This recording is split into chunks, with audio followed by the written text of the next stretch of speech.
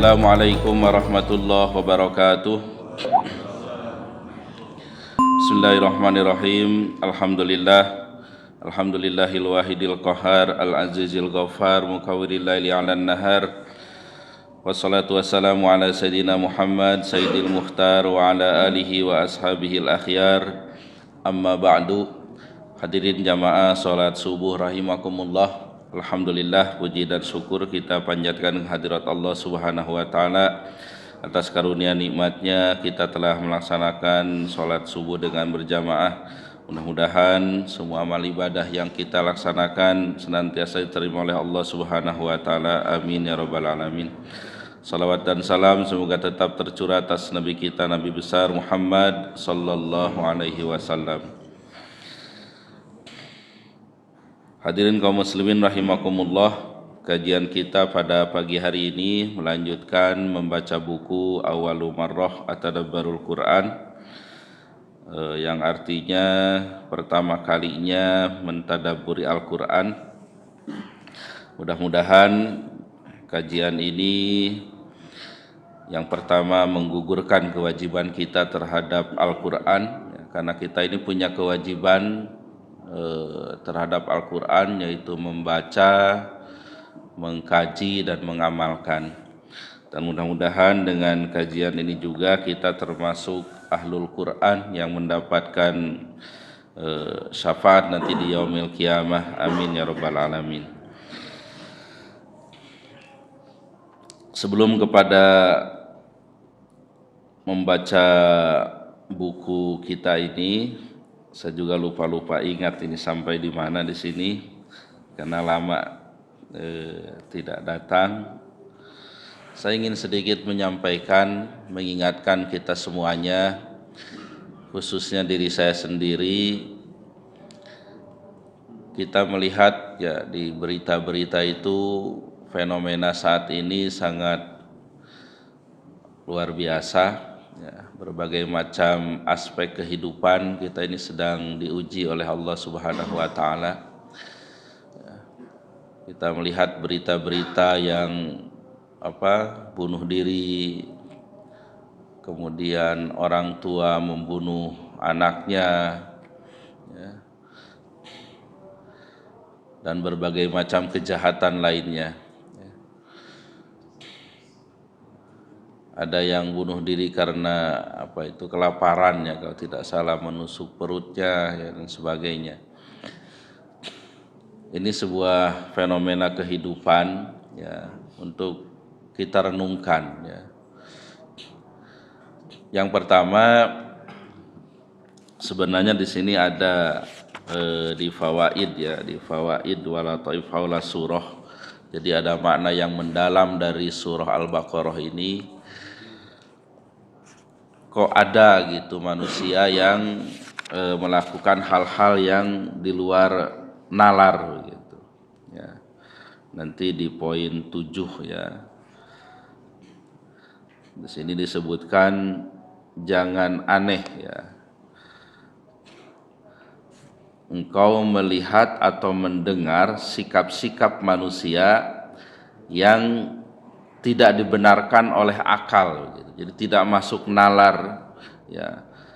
Hal itu dikerjakan oleh hewan sekalipun, begitu, ya. Hewan pun tidak melakukan itu, tapi manusia melakukannya, gitu. Nah, kenapa?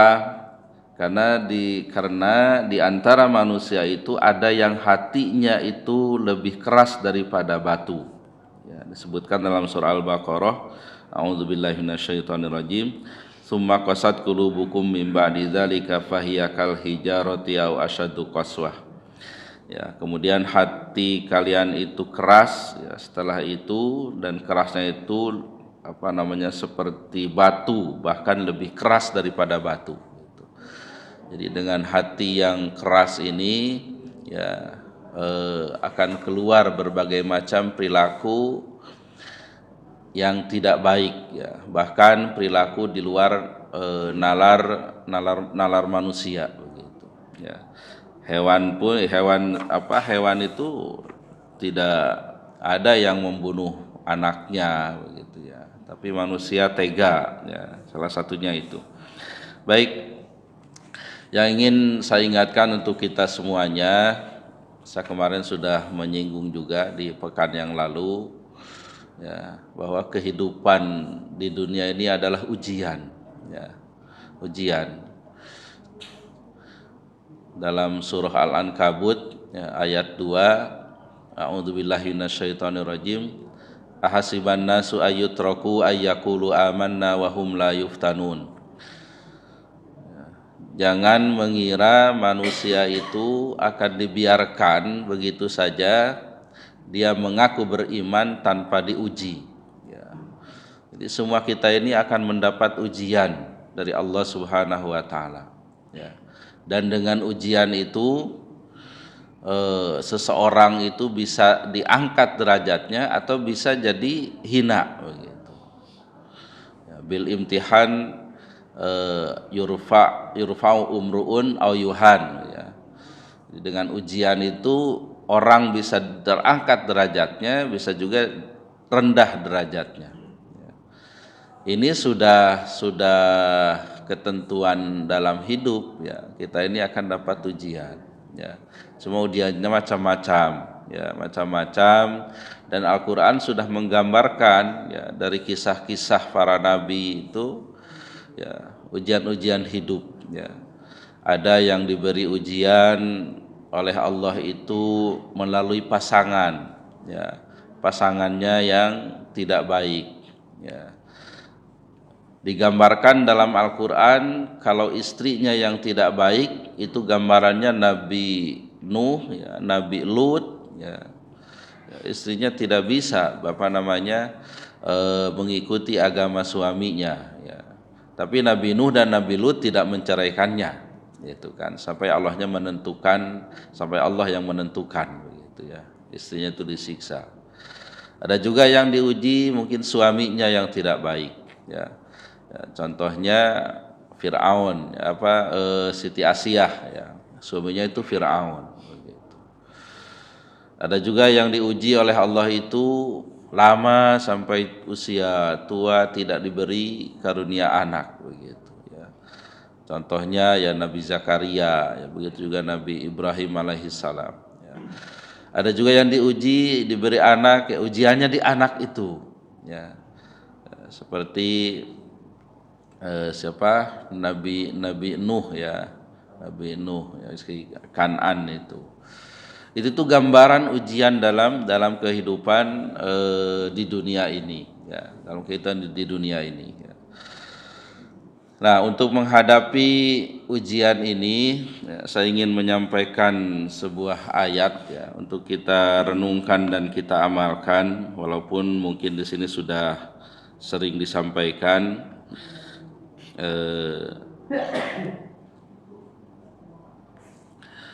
Surah Al-Anbiya ayat 90. A'udzu billahi minasyaitonir rajim. Fastajabna lahu wa wahabna lahu Yahya wa aslahna lahu zaujah. Innahum kanu yusari'una fil khairati wa yad'unana raghaban wa rahaba wa kanu lana khashiin. Maka kami mengabulkan doanya, menganugerahkan Yahya kepadanya dan menjadikan istrinya dapat mengandung. Sesungguhnya mereka selalu bersegera dalam mengerjakan kebaikan dan berdoa kepada kami dengan penuh harap dan cemas. Mereka adalah orang-orang yang khusyuk kepada kami.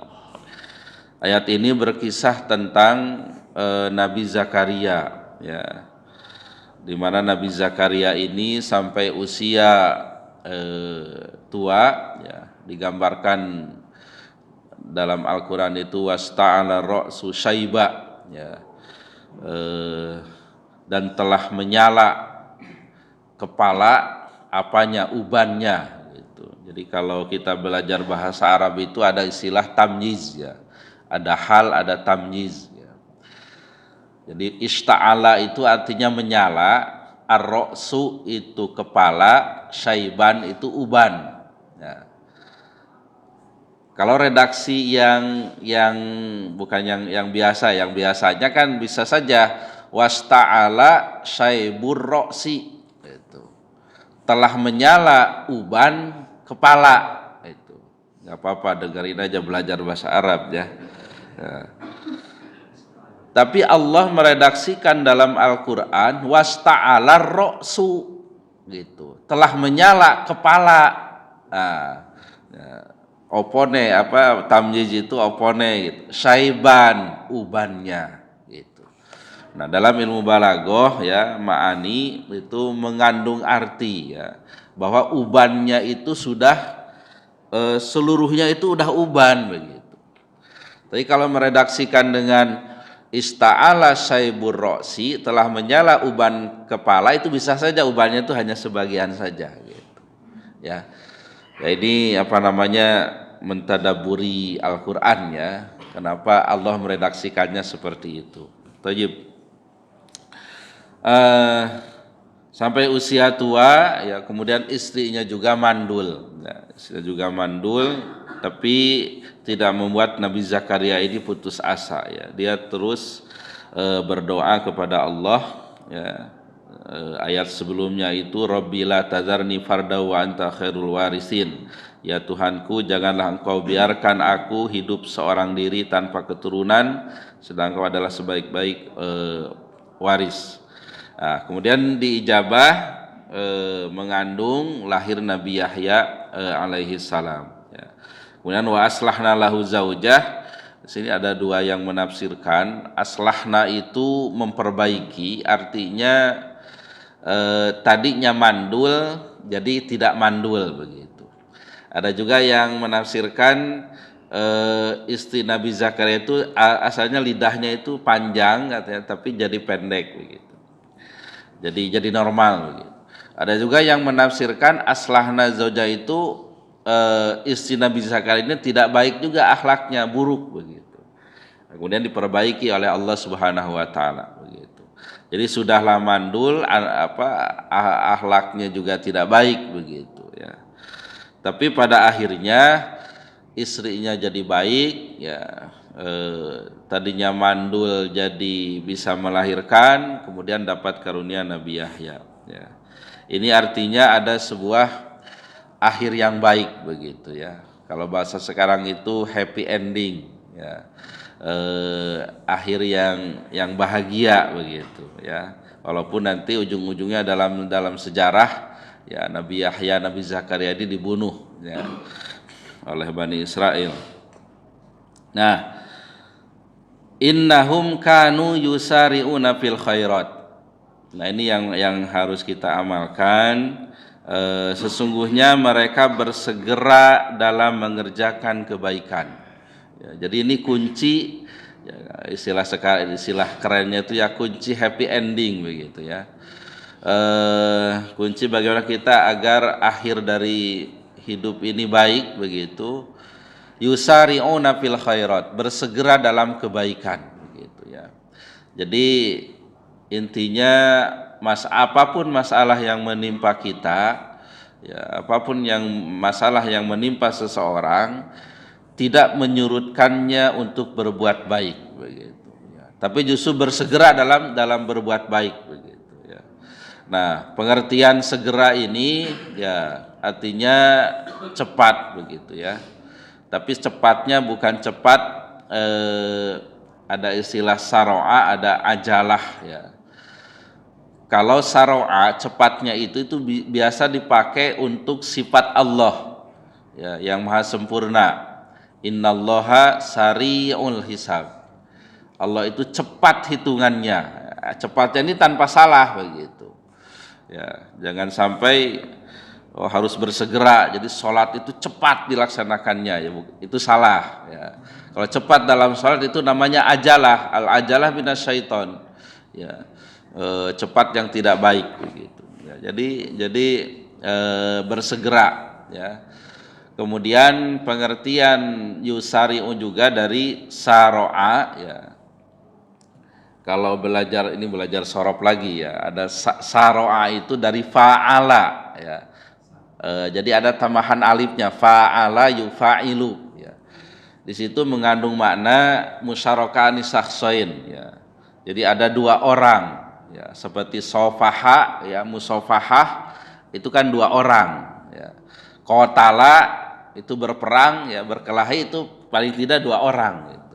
Nah, saro'a juga di sini mengandung arti cepatnya itu ada 2 orang. Jadi ada kompetisi begitu ya, ada kompetisi ya. Ini juga dijelaskan di ayat lain ya, dengan bahasa yang jelas, fastabiqul khairat ya, berlomba dalam kebaikan ya. Nah, dalam yusar juga ada kompetisinya ya. Jadi dalam berbuat baik ya, tidak ansih berbuat baik, tapi kita harus kompetisi satu sama lain begitu. Itu tuntutannya. Sering saya sampaikan, tandanya orang yang kompetisi dalam kebaikan, yang pertama dia selalu melihat orang yang ada di atasnya. Ya, itu kompetisi dalam kebaikan.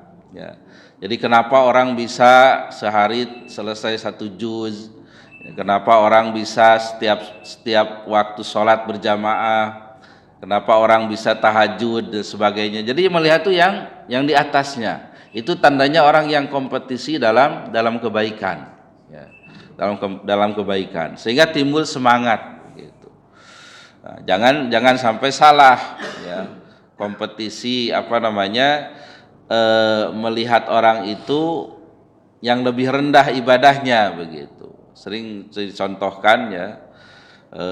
Ada orang yang sholatnya itu maghrib sama subuh saja. Ketika ditegur, kenapa sholatnya maghrib dan subuh saja? Untung masih mau maghrib subuh. Tuh si itu sholatnya Jumat doang. Nah, yang sholatnya Jumat doang, kenapa Jumat doang? Masih untung sholat Jumat. Itu tuh Idul Fitri, Idul Adha aja sholatnya. Jadi tidak ada semangat ketika melihat yang di bawahnya. Ya. Kalau masalah dunia memang harus melihat yang di bawah ya, agar kita bisa bersyukur. Di dalam beramal soleh dalam kebaikan harus selalu melihat yang di atas kita. Ya. Nah, ini sudah dicontohkan dalam sejarah itu oleh Abu Bakar dan Umar ya, yang selalu berlomba dalam kebaikan. Ya, ketika disampaikan oleh Nabi, ada di ujung kota, ada yang di ujung Madinah itu ada yang perlu dibantu, seorang yang tua. Ya, Umar lekas berangkat ke sana. Ternyata Abu Bakar sudah duluan nyampe di sana membantu orang tersebut. Ya. Ketika Umar menafkahkan setengah dari hartanya, ya, Abu Bakar menafkahkan seluruh daripada hartanya. Begitu. Sehingga komentar Umar kepada Abu Bakar itu, la yasbiquka ahad. Ya. Engkau itu tidak bisa dibalap, tidak bisa didahului ya, oleh orang lain begitu, oleh seorang pun. Jadi tidak bisa tidak bisa dikalahkan gitu. Tayyib. Yang kedua, tandanya musaraah itu ya, berlomba dalam kebaikan, punya target ya, punya target yang maksimal ya, punya target yang maksimal. Setidaknya sesuai ya, atau mendekati dengan yang dicontohkan oleh Nabi Muhammad sallallahu alaihi wasallam ya. Katakanlah baca Al-Qur'an memang sehari 1 juz ya. Kemudian qiyamul lail, salat duha dan sebagainya gitu. Jadi punya target-target yang maksimal ya, punya ambisi dalam kebaikan ya, punya tujuan gitu. Nah, ini saya ingin mengingatkan juga pada kita semuanya ya, ketika seseorang itu punya sebuah cita-cita yang baik ya, yang tinggi gitu. Ya, ternyata itu menjadi sebab ya orang itu ya sehat, panjang umur begitu ya. Belajar dari daerah ya atau negara, ada istilah blue zone ya. Zona biru ya. Ya, mereka itu kan umurnya panjang-panjang begitu ya. Salah satunya di Jepang itu yang di atas ya 90-an lah gitu. Nah, salah satunya itu memang menjaga makanan ya, yang baik, kemudian selalu bergerak dan punya punya tujuan hidup gitu. Walaupun sudah tua tetap punya cita-cita, ingin melihat cucu, ingin apa begitu. Nah, ini juga pelajaran bagi kita semuanya ya. belajar dari mereka begitu ya. Dan kita juga melihat konsep Islam ya, kita punya cita-cita yang tinggi begitu ya. Kita diperintahkan is'alu al-firdausal a'la ya. Mintalah kepada Allah itu surga firdaus yang paling tinggi gitu. Kita harus punya cita-cita ya. Jangan sampai kita katakanlah selesai bekerja ya, pensiun, bingung mau apa begitu ya, mau apa begitu. Nah, kita harus punya tetap punya program, punya cita-cita. Salah contohnya umpamanya, pokoknya saya sebelum meninggal dunia saya harus hafal Al-Qur'an umpamanya begitu. Atau apalah, pokoknya hal-hal yang baik begitu, hal-hal yang baik supaya ada semangat dalam hidup begitu. Ya, jadi ketika MPP itu ya, ada istilah MPP ya, masa persiapan pensiun, itu udah di konsep yang apa gitu kan, kira-kira kalau bisnis punya cita-cita yang baik begitu. Jangan sampai MPP itu diartikan, kalau teman saya mengartikannya itu masa persiapan paeh katanya. Paeh itu mati ya. Jadi habis pensiun langsung out begitu, karena tidak ada tujuan begitu. Baik, kembali lagi kita harus punya tujuan-tujuan yang tinggi begitu. Baik. Kemudian yang kedua, wayan'unana raghaba wa rahaba, dan mereka selalu berdoa kepada kami dengan harap dan cemas ya. Nah, ini doa ini penting ya. Karena itu merupakan bahasa hadisnya itu mukhul ibadah ya, otaknya ibadah begitu ya. Bahkan dalam hadis lain itu takdir itu la yarudu al-qadar itu biddu'a ya, illa biddu'a ya. Tidak bisa ditolak qadar itu kecuali dengan doa gitu. Semua kita ini kan sudah ditentukan oleh Allah begitu. Tapi kan kita tidak tahu ketentuan Allah itu apa begitu. Nah, tugas kita minta yang terbaik kepada Allah. Ya. Dalam Al-Quran banyak sekali doa-doa yang dicontohkan kepada kita semuanya. Dan yang ingin saya sampaikan salah satunya menghadapi ujian ini, doa yang sudah kita hafal ya. Rabbana la tu'akhidna in nasina aw akhtana, Rabbana wa la tahmil alaina isran kama hamaltahu 'alal ladzina min qablina, Rabbana wa la tuhammilna ma la taqata lana bih wa'fu 'anna waghfir lana warhamna anta maulana fansurna 'alal qaumil kafirin. Ini saya yakin semua sudah hafal ya, tapi kita coba ketika membaca doa itu lebih merenungkan ya, arti makna doa tersebut ya. Ya Allah, jangan Kau menyiksa kami ketika kami lupa atau salah gitu. Nah, kemudian Rabbana wala tahmil alaina isron kama hamalta 'alal ladzina min qablina. Jangan Kau memberi beban kepada kami ya, seperti Engkau berikan beban kepada orang-orang terdahulu ya, sebelum kami. Rabbana wala tuhammilna ma la taqata lana bih. Ya Allah, jangan berikan beban kepada kami yang kami tidak mampu memikulnya ya. Mala taqata lana bih ya. Jadi kita terima ya bahwa hidup kita ini adalah ujian gitu. Tapi kita minta kepada Allah itu ujian yang ada pada kita, yang ditimpakan kepada kita, itu ujian yang kita bisa menanggungnya gitu. Ya, kita bisa menanggungnya gitu.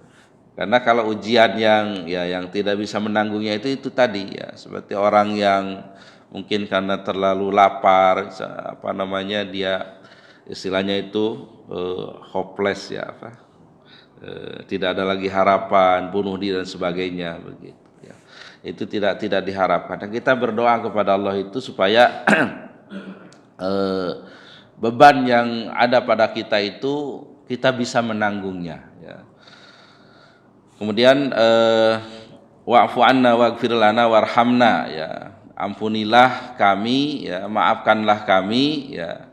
Nah, ini juga kenapa dari ayat beban hidup tadi kepada minta ampun gitu. Karena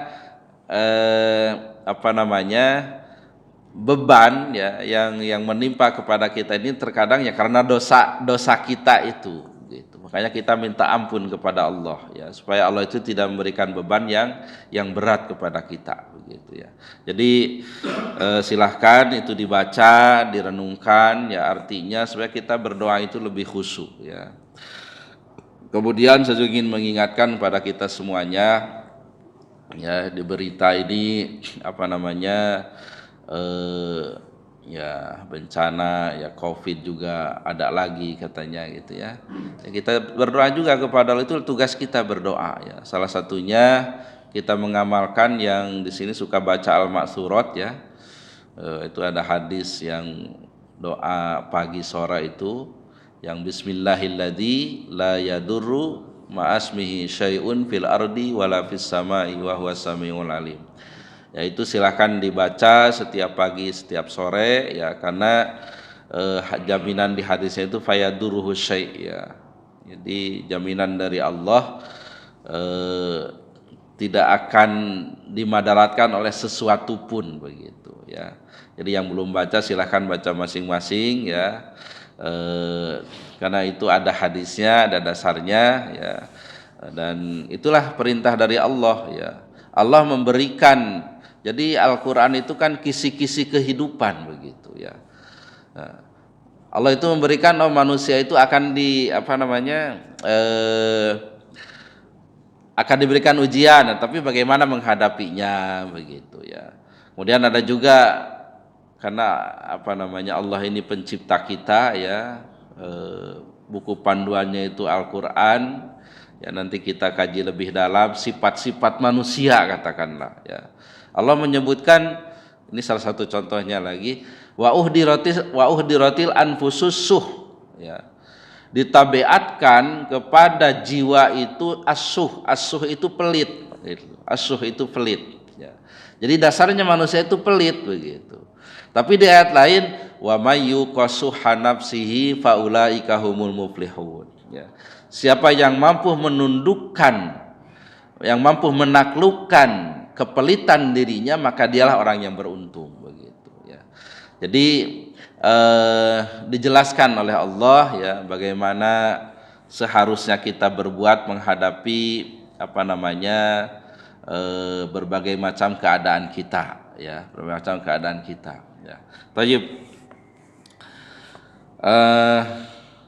Wa kanu lana khoshiin, yang terakhir ya, dan mereka selalu khusyuk kepada kami ya. Khusyuk itu ada yang mengartikan selalu tunduk kepada perintah Allah, ada yang mengartikan juga ihdarul khauf fil qalb ya. Jadi menghadirkan rasa takut kepada Allah dimanapun dan kapanpun, itulah khusyuk begitu. Jadi kunci ya menghadapi apapun masalah kita ya, yang pertama bersegera dalam kebaikan ya, tidak menyurut apapun masalah yang menimpa, tidak menyurutkan untuk berbuat baik. Bahkan sebaik-baik orang itu ya, ketika dia dapat masalah, dia lebih dekat dengan Allah Subhanahu wa taala. Ya, kemudian yang kedua berdoa ya. Karena itulah senjata orang yang beriman itu berdoa ya, rogoba warohaba. Jadi doa pun disertai dengan bukan saja tata kramanya berdoa ya, mengangkat tangan dan sebagainya, diawali dengan memuji Allah, shalawat kepada Nabi gitu ya. Juga ada menghadirkan dalam hati itu harapan ya, harapan dan kecemasan ya. Jadi harapan karena kasih sayangnya Allah mengabulkan doa kita, tapi kita juga cemas juga karena banyaknya salah dosa kita ya, Allah tidak mengabulkan doa kita begitu ya. Jadi berdoa itu jangan pede, jangan takut juga begitu. Oh, ini pasti dikabulkan ini oleh Allah nih doanya ini. Atau takut, terlalu takut begitu. Tapi menghadirkan kedua-duanya. Thayyib. Yang ketiga, selalu menghadirkan ketakutan kepada Allah dalam hati kita. Baik, mungkin itu untuk mengingatkan kita semuanya ya. Mudah-mudahan dengan penguatan ini ya, kita terus menjalani kehidupan ini dengan sebaik-baiknya ya. Kita juga akhir daripada ya, kehidupan kita akhir yang baik ya di sisi Allah Subhanahu wa taala. Kita baca buku ini kembali. Ya, kita raba-raba saja kira-kira sampai mananya ini, karena saya terus terang lupa ini. Kalaupun sudah, anggap aja siaran ulang ya. Baik. Yang ada bukunya bisa dilihat di halaman 31. Bismillahirrahmanirrahim. Wahuna su'alun. Ya, di sini ada pertanyaan. Limadza ikhtalatat at-tasyri'atu wa lam takun murattabatan. Kenapa syariat itu bercampur begitu dan tidak berurut gitu. Tasri'un jinai, ya, tasri' jinai itu hukum tentang pidana, summa ta'abbudi kemudian tentang ibadah. Lam ya'ti tasri'ul ibadat munfasalan an ghairihi minal ahkami. Ya, hukum tentang ibadat tidak terpisah daripada hukum-hukum yang lainnya. Ta'kidan ala sumuliyatil manhaj, ini menguatkan, ya, menunjukkan bahwa sumuliyah itu komprehensifnya metodologi Islam, konsep Islam itu komprehensif begitu. Wa annahu yatanawalu kulla madzahiril hayat. Ya. Jadi konsep Islam itu, syariat Islam itu mencakup seluruh fenomena kehidupan. Jadi kita sudah mengkaji di awal kan tentang pidana, tentang wasiat, gitu, tentang puasa, tentang jihad. Jadi tidak terpisah-pisah gitu. Ini jinai dulu, kemudian wasiat, kemudian puasa, jihad, haji. Kenapa tidak puasa itu dengan haji gitu? Tapi ini ikhtalatot, ya, bercampur, ya. Ya, ini menunjukkan bahwa ya hukum dalam Islam itu ya komprehensif, semuanya itu hukum dari Allah Subhanahu wa taala, ya. Karena hukum itu secara umum adalah khitabullah alal mukallaf, ya. Jadi titah Allah kepada seluruh orang yang mukallaf, yang sudah bisa diperintah, artinya sudah baligh, ya. Sudah bisa mengerjakan begitu. Nah, itu namanya hukum. Itu hukum secara umum, ya, hukum secara umum, ya. Nah, kemudian dibagi untuk mempermudah kita, ya, hukum itu dibagi lagi. Ada istilah hukum, kalau menurut pembagian Az-Zarqi itu ada hukum diyani, ada hukum qadai, ya. Kalau hukum diyani itu kaitannya dengan agama, ya, atau hubungan manusia dengan Allah, ya, seperti sholat, ya, puasa begitu. Nah, itu diyani, itu hukum juga. Yang kedua ada hukum qadai. Hukum qadai itu hukum yang kaitan dengan sesama manusia. Ya, ada di situ hukum ahwal sahsiyah atau perdata. Ya, ada hukum jinayah atau pidana. Ya, ada juga masalah siasah politik, ya, ada juga tentang harta begitu. Nah, itu hukum qadai, ya, hukum qadai. Tapi intinya seluruhnya itu adalah hukum Allah, ya, diturunkan oleh Allah Subhanahu wa taala, ya. Jadi itu maksudnya kenapa tadi at-tasyri'at, ya. Jadi hukum-hukum tadi itu bercampur di dalam penyampaiannya, ya, dalam surah Al-Baqarah ini. Baik. Wa su'alun akhar, pertanyaan lainnya, limadza ja'at ahkamul usrati mutaakhiratan an ahkamil ibadat. Kenapa hukum keluarga itu datang belakangan setelah hukum ibadah itu? Kan bahasan kita terakhir kalau tidak salah tentang perkawinan, ya. Dan di Al-Baqarah ini sangat lengkap, ya, mulai perkawinan memilih pasangan, tentang tolak, ya. Ada khulu, iddah, ya, nafkah, mut'ah, ya, sudah kita bahas semua, ya. Tentang penyusuan dan sebagainya begitu.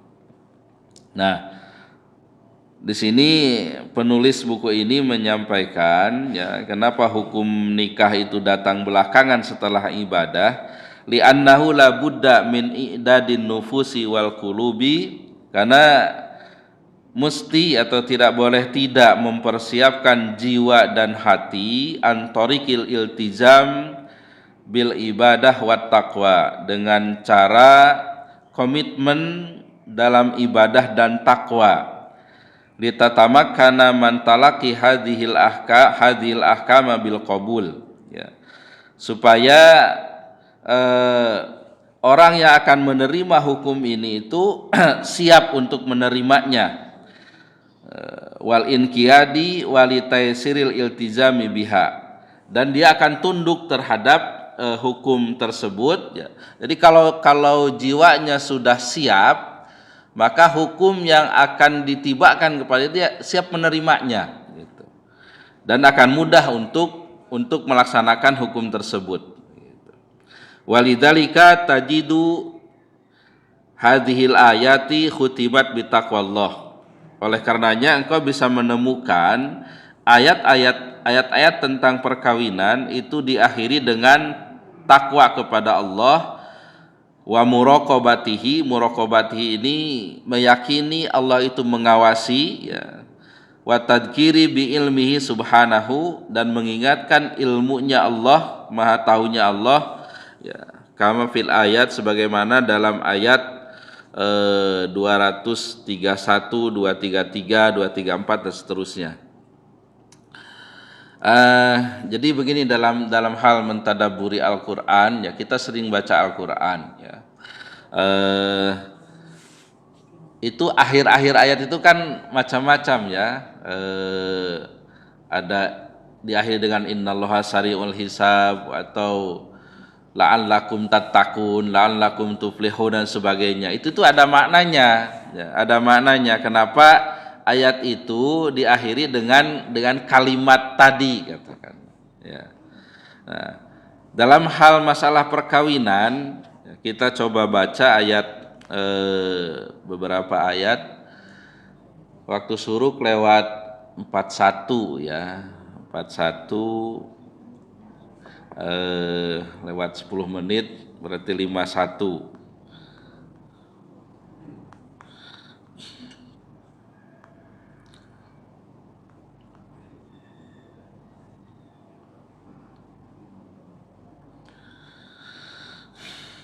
Baik. Ayatnya panjang, ya, 231, sering saya sampaikan juga. Ayat-ayat mengenai tentang hablum minan nas, ya, itu karakternya, sifatnya itu panjang-panjang, ya, rinci panjang begitu, ya. Berbeda dengan ayat tentang hablum minallah, ya, hubungan dengan Allah, ya, tentang sholat saja ringkas-ringkas saja. Ya, tidak ada dalam Al-Quran itu sholat isya 4 rakaat, itu kan tidak disebutkan, ya, tidak disebutkan. Berbeda dengan ketika hubungan sesama manusia, ya, itu sangat rinci. Saya bacakan, a'udzubillahi minasyaitonirrajim. Wa idza talaqtumun nisa fabaragna ajalahunna famsikuhunna bima'ruf aw sarihuhunna bima'ruf wala tumsikuhunna dirara li ta'tadu wa may yaf'al dzalika faqad dzalama nafsah wa la tattakhidhu ayatillahi huzwa wadhkuru nikmatallahi 'alaikum wa ma anzala 'alaikum minal kitabi wal hikmati ya'idukum bih wattaqullaha wa'lamu annallaha bikulli syai'in 'alim.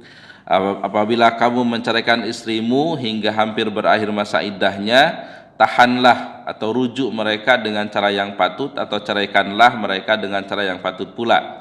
Janganlah kamu menahan atau merujuk mereka untuk memberi kemadaratan sehingga kamu melampaui batas. Siapa yang melakukan demikian, dia sungguh telah menzalimi diri sendiri. Janganlah kamu jadikan ayat-ayat atau hukum Allah sebagai bahan ejekan. Ingatlah nikmat Allah kepadamu dan apa yang telah diturunkan Allah kepadamu, yaitu kitab Al-Quran dan hikmah atau sunnah, untuk memberi pengajaran kepadamu. Bertakwalah kepada Allah dan ketahuilah bahwa sesungguhnya Allah Maha mengetahui segala sesuatu. Dan ini kan diakhiri dengan bertakwalah kepada Allah. awal ayatnya itu mengenai suami yang menceraikan istrinya gitu. Nah, karena apa namanya, dalam hal perceraian pun harus tetap dibingkai dengan ketakwaan gitu. Nah, ayat ini ada kaitannya dengan ada istilah imsak bil ma'ruf atau tasrih bi ihsan gitu. Ya, jadi dalam berumah tangga itu harus tegas gitu. Kalau mau rumah tangga ya rumah tangga yang baik, kalau mau cerai cerai baik begitu. Wala tumsikuhunna diroro. Ya, jangan menahan untuk memberikan madarat begitu. Jadi karena ada suami yang masalahnya sudah parah begitu tapi tidak mau juga menceraikan begitu, dinafkahi juga tidak, diceraikan juga tidak begitu, ya digantung begitu. Dulu kalau tidak salah di sini saya sampaikan itu ada istilah di bahasa Sunda juga ini, dikur-kur teu diawur, dicangcang teu diparaban itu. Jadi kur-kur itu dipanggil-panggil tapi tidak dikasih makan, dicangcang itu diikat tapi tidak diparaban itu tidak dikasih makan begitu. Itu ada istilah gitu. Jadi dicerai tidak tapi dinafkahi juga tidak gitu. Ada yang seperti itu. Nah, ketika itu memang ketika ada kedoliman maka pemerintah ya melalui pengadilan agama turun untuk menghilangkan kemadaratan itu dengan menceraikan ya perkawinan tersebut begitu. Nah, diakhiri dengan bertakwalah kepada Allah ya. Jadi kalau orang yang bertakwa kepada Allah tidak mungkin melakukan itu ya, tidak mungkin melakukan itu ya, memberi madarat ya kepada istrinya begitu. Tayyib. Sebagai kesimpulannya di sini disebutkan fal akhlaqu wal amalu murtabitoni daiman fi syariatina. Akhlak dan amal itu selalu berkaitan dalam syariat kita ya. Jadi amal apapun itu ada akhlaknya ya. Kalau beramal tanpa akhlak itu tidak jadi ya. Tidak jadi begitu. Ya seperti tadi kan amalnya dalam masalah perceraian begitu ya. Akhlaknya tadi apa? Ya itu kalau mau lanjut baik, cerai baik. Tapi jangan ditahan untuk tidak berbuat tidak baik begitu. Begitu juga amal ibadah lainnya ya.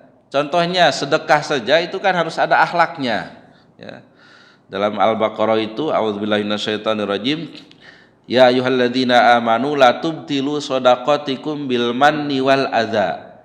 Wahai orang yang beriman, jangan engkau batalkan sedekahmu itu dengan minta dibalas gitu. Harapan ada dibalas wal adza dan menyakiti gitu.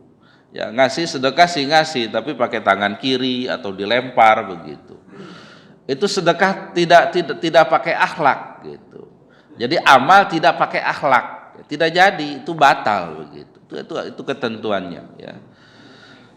Dalam haji juga sama, tidak boleh rofas, fusuk dan sebagainya ya.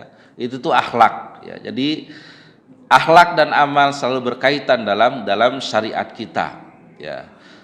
Akhlak itu ya sering didefinisikan sebagai sikap spontan seseorang gitu ya, atau perilaku seseorang ya, sifat spontan. Orang yang akhlaknya baik ya kesandung ya, itu yang disebut itu nama Allah, innalillah wa inna ilaihi rajiun. Tapi kalau yang tidak baik ya bahasanya lain ya, bisa sialan atau apa dan sebagainya. Itulah akhlak. Nah, akhlak ini dibentuk oleh ya ketakwaan kepada Allah ya. Ketika makanya tadi disebutkan bil iltizam bil ibadah wa taqwa, orang yang rajin beribadah kemudian dia bertakwa, akhlaknya itu akan baik begitu. Ya, akhlaknya itu akan baik. Akhlaknya itu akan baik. Orang-orang yang tidak baik itu 90% ya, 99% bahkan ya, yang membunuh, yang itu tuh pasti ibadahnya itu tidak baik gitu. Salatnya itu tidak baik ya. Makanya di sini pentingnya akhlak itu dengan ibadah dan takwa kepada Allah Subhanahu wa taala. Thayyib. Sebagai kesimpulannya diulang lagi, jadi akhlak dan amal selalu berkaitan dalam syariat kita. Jadi tidak bisa jadi amal itu amal kebaikan tanpa disertai dengan akhlaknya, akhlak dalam beramal tersebut. Taib, karena udah mendekati waktu syuruk, ya saya kira cukup. Tapi barangkali ada yang mau menambahkan atau mungkin ada yang salah perlu diluruskan atau mungkin ada pertanyaan, kita diskusikan. Oh ya, silakan.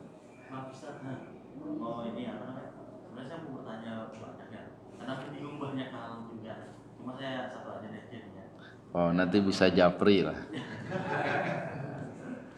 soalnya banyak sekali tadi saya menarik ya, saya lihat. Ya misalnya saya mau tanyakan misalnya tentang perceraian itu ada yang bilang itu adalah takdir kan ya. Padahal dalam suatu hadis Rasulullah itu tentang pengobatan itu kan ada yang dibilang takdir Allah ditolak oleh takdir Allah juga. Nah ya, habis itu ada juga tadi menyinggung tentang pokoknya banyak. Tapi yang mau saya tanyakan ini aja. Jadi gini, saya ingin tanya, kan kalau kita itu berdakwah sebenarnya tugasnya untuk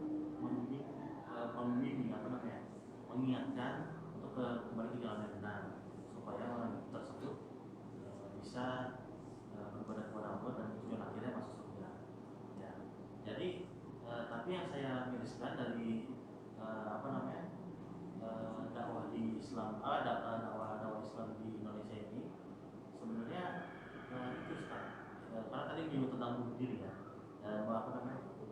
padahal sebenarnya dalam Al-Quran itu sendiri ada orang Jepang yang saya tahu, orang Jepang kan angka tingkat bunuh diri itu tinggi sekali. Yeah. Ya, tinggi sekali. Bahkan ada satu tempat khusus untuk bunuh diri di situ.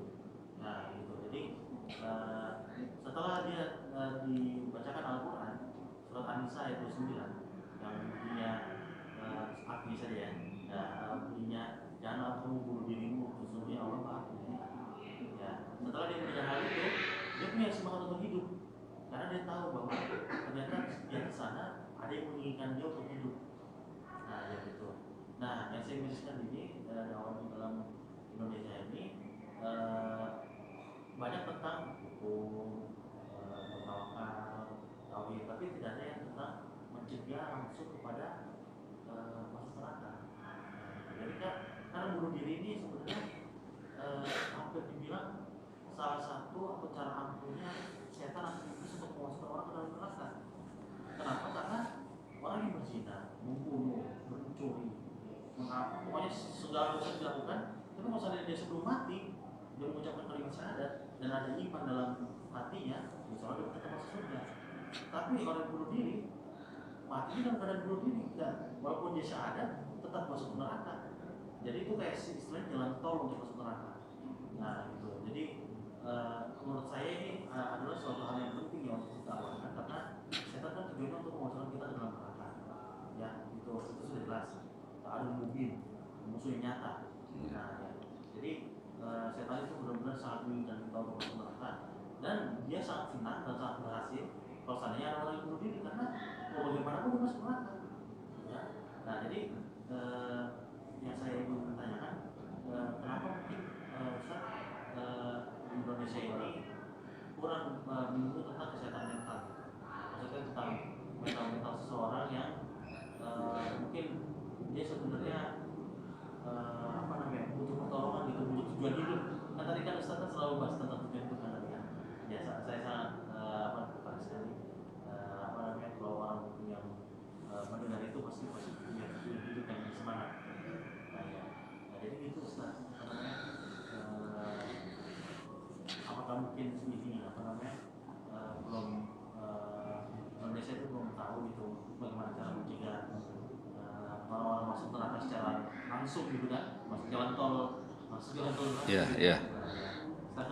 Baik, terima kasih. Yang pertama mengenai masalah takdir, ya. Takdir itu pilihan, itu ya. Takdir itu pilihan, ya.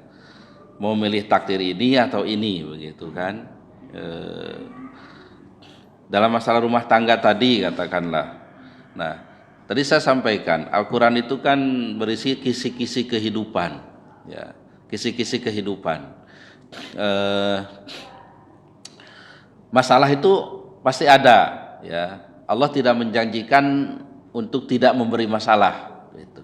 Tapi Allah menjanjikan Di balik kesulitan ada kemudahan. Itu yang dijanjikan oleh Allah Subhanahu wa taala. Nah, dalam katakanlah contoh tadi takdir perkawinan cerai gitu. Nah, itu kan pilihan orang itu. Kita sering baca Ar-Rum 21 itu wa min ayatihi an khalaqalakum min anfusikum azwajan litaskunu ilaiha wa ja'ala bainakum mawaddata wa rahmah ya.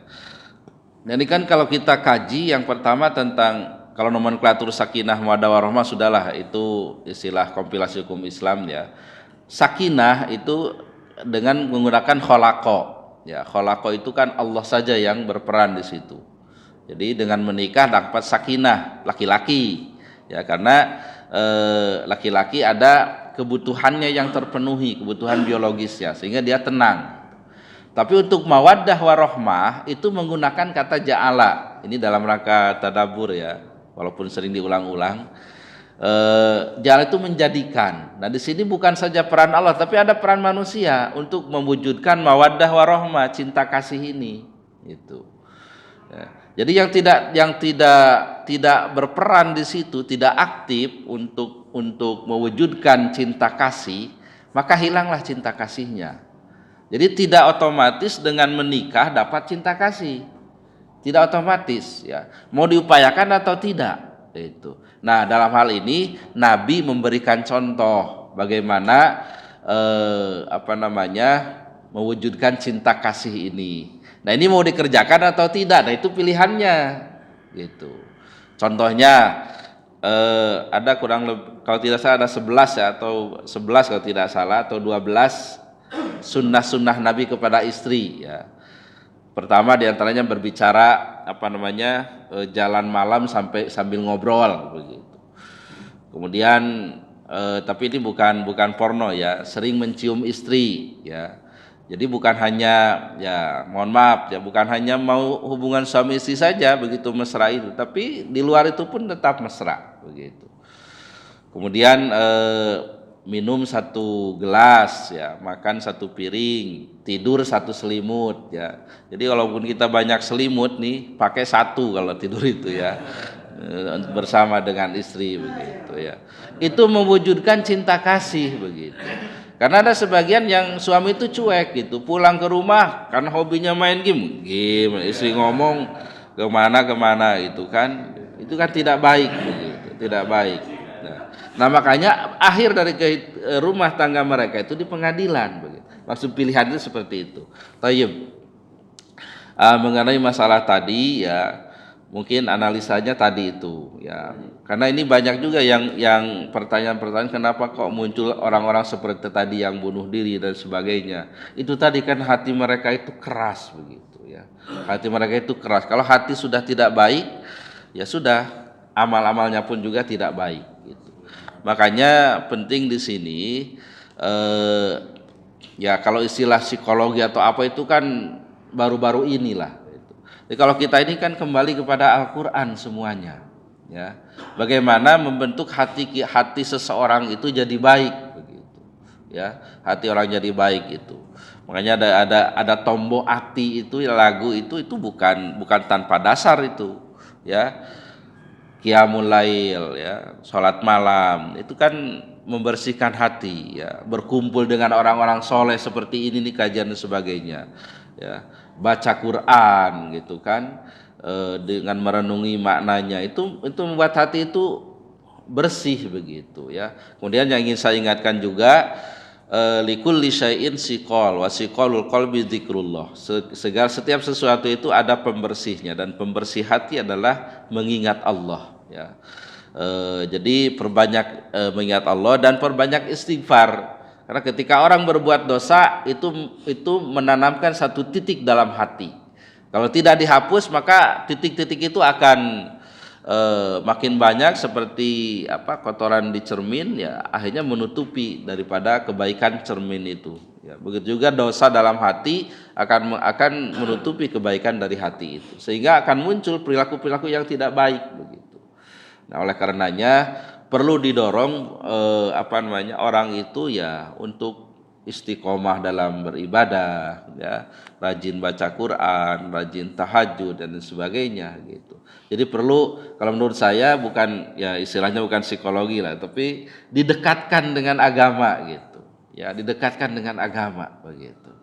Ya, sehingga ketika ada masalah apapun kembali kepada agama, seperti tadi dibacakan larangan tidak boleh bunuh diri dan sebagainya, itu kan ada dalam Al-Qur'an gitu ya.